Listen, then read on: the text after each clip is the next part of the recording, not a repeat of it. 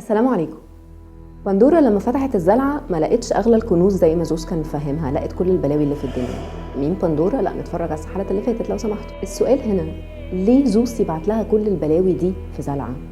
ليه الآلهة تبعت لنا الألم والمرض والكراهية؟ الحكاية إن أسطورة بندورة دي أصلا سيكول لأسطورة تانية اللي هي أسطورة بروميثيوس، التايتان اللي صنع البشر من الصلصال وبص كده على الأرض لقى إن كل الكائنات عندها حاجات تساعدها على البقاء، اللي عنده فرو تقيل، اللي عنده مخالب، اللي عنده أنياب، ده بيعرف يطير، ده بيعرف يعوم، والبشر يا عيني يا ربي ما حيلتهمش حاجة، ده لا منظر سرفايفرز ولا هيئة سرفايفرز.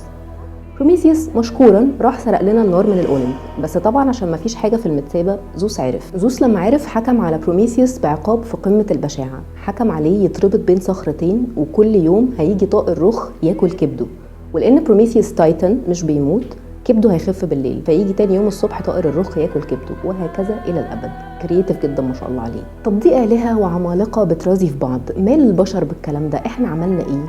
لا عملنا، لان زوس زي ما هو واضح من تصورات الاغريق عنه كان قماص وانسكيور، والنار نقلت البشر نقله كبيره جدا، حسته بالتهديد، العيال دي ممكن تتمرد عليا في اي لحظه، عشان كده بعت لهم البلاوي دي عشان يفضلوا تحت سيطرته.